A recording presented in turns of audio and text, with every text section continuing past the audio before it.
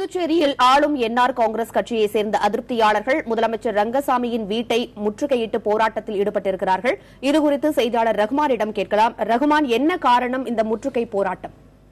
அதாவது புதுச்சேரி காலாப்பட்டு சட்டமன்ற தொகுதி இருக்கின்றது. இந்த தொகுதியில் இருக்கக்கூடிய சட்டமன்ற உறுப்பினராக இருப்பவர் கல்யாண சுந்தரம். இவருக்கு இந்த சட்டமன்ற தேர்தலில் அவருக்கு வாய்ப்பு அளிக்கப்பட வேண்டும் என்று கூறி அந்த பகுதியோடு சேர்ந்த கிட்டத்தட்ட 2000க்கும் மேற்பட்ட பொதுமக்கள் முதலமைச்சர் வீடு அருகே சூழ்ந்திருக்கிறார்கள். அதாவது முதல்வர் அவருக்கு உடனடியாக அந்த பகுதியிலே சீட்டு வழங்கப்பட வேண்டும் என்பது இவருடைய கோரிக்கையாக இருக்கின்றது.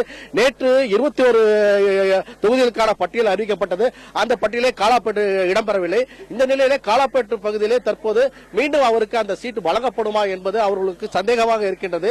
ஆகவே இன்று காலை அந்த முதலமைச்சர் வீடு இருக்கக்கூடிய அந்த பகுதியிலே கிட்டத்தட்ட 2000க்கும் மேற்பட்ட அந்த பகுதியை சேர்ந்த கல்யாண சுந்தரத்துடைய ஆதரவாளர்கள் மற்றும் பொதுமக்கள் இங்கு சூழ்ந்திருக்கின்றார்கள். அதாவது எங்களுக்கு இந்த வேட்பாளரை உறுதி செய்தால் மட்டுமே நாங்கள் இங்கிருந்து நகர்வோம் என்ற அதாவது முற்றுகை என்ற அளவில் அவர்கள் இங்கு சூழ்ந்திருக்கின்றார்கள்.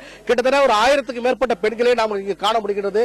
அனைவரும் அந்த பகுதியை சேர்ந்த பொதுமக்களாக இருக்கின்றார்கள். அனைவரும் அதாவது எங்கள் பகுதியோட சட்டமன்ற உறுப்பினர் எங்களுக்கு சிறப்பாக அனைத்து திட்டங்களையும் பணிகளையும் செய்திருக்கின்றார். ஆகவே மீண்டும் அவரே எங்களுக்கு இந்த தொகுதியிலே நிற்க வேண்டும், நாங்கள் அவர்களே வெற்றி வாய்ப்பு செய்ய இருக்கின்றோம். ஆகவே எங்களுக்கு அவரே சட்டமன்ற உறுப்பினராக வர வேண்டும் என்று கூறியும் அந்த பொதுமக்கள் இங்கே இருக்கின்றார்கள். இங்கு நாம் இங்கே ஒரு அந்த பகுதி சேர்ந்த பொதுமக்கள் இருக்கிறார். அவர்கிட்ட கேட்போம், அம்மா எதுக்காக நீங்க இந்த முதலமைச்சர் வீட்டை நீங்க சூழ்ந்திருக்கிறீங்க?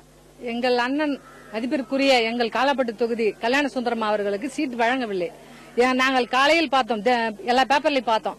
பார்க்கும்போது 21 தொகுதிக்கு அறிவிச்சிருந்தாங்க. அண்ணன் பேரு வரல, காலாப்பட்டு தொகுதியில வரல. எங்க அண்ணன் எல்லாமே செஞ்சது. நாங்க எது கேட்டாலும் கேட்கவே தேவையில்ல, அவர் எங்க வீடு தேடி எங்களுக்கு செய்வார். அப்பேற்பட்டவர் கொடுக்கல, அது என்ன, அது எங்களுக்கு அவ்வளவு கஷ்டம். எல்லாரும் அதுக்காக தான் எல்லா பொதுமக்கள் எல்லாருமே கிளம்பி நாங்க வந்துருக்கிறோம். எங்களால தாங்க முடியல.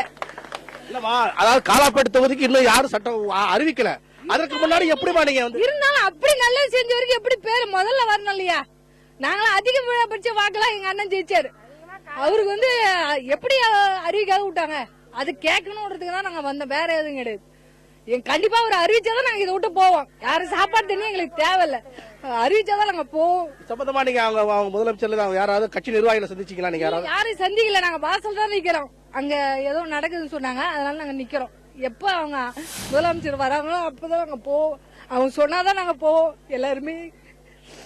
அதாவது அவர்களை பொறுத்தவரை அவர் முதலமைச்சர் அந்த இடத்தை கல்யாண சுந்தரத்துக்கு, அதாவது காலாப்பட்டு தொகுதியை கல்யாண சுந்தரத்துக்கு ஒதுக்கினால் மட்டுமே நாங்கள் இந்த பகுதியை விட்டு செல்வோம் என்று தொடர்ந்து இந்த பகுதியில் அனைவரும் தர்ணாவில் ஈடுபட்டிருக்கிறார்கள்.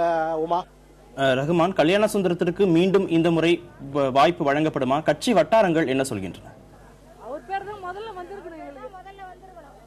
கண்டிப்பாக, அதாவது இதுவரை 21 பட்டியலிலே காலாப்பட்டு இடம்பெறவில்லை. ஆகவே தற்போது அந்த பகுதியில் இருப்பது கல்யாண சுந்தரம் அவர்கள் தற்போது சட்டமன்ற உறுப்பினராக இருக்கின்றார். ஆகவே அவர்களுக்கு ஒரு சந்தேகம், வேறு யாருக்கும் கொடுப்பார் என்ற நிலையிலே அவர்களுக்கு ஒரு சந்தேகம் ஏற்பட்டிருக்கிறது. ஏனென்றால் அந்த காலாப்பட்டு தொகுதி தான் இந்த கடந்த சட்டமன்ற தொகுதியிலே முதல் அறிவிக்கப்பட்ட தொகுதி. அது மட்டுமல்லாமல் அந்த தொகுதியிலே போட்டியிட்டு வெற்றி பெற்றவர்களுக்கு தான் கல்வித்துறை அமைச்சர் வழங்கப்பட்டது. ஆகவே அதிகப்படியான வாக்குகள் வெற்றி பெற்றவர்களுக்கு இந்த முதல் பட்டியலே எங்களுக்கு வாய்ப்பு அளித்திருக்க வேண்டும். ஆகவே இந்த 2வது பட்டியல் சென்றிருப்பது எங்களுக்கு சந்தேகத்தை ஏற்படுத்துகிறது என்ற முறையிலே அவர்கள் தங்களுடைய கோரிக்கை முன்வைத்து இங்கு சூழ்ந்திருக்கிறார்கள். கார்த்திகேயன்.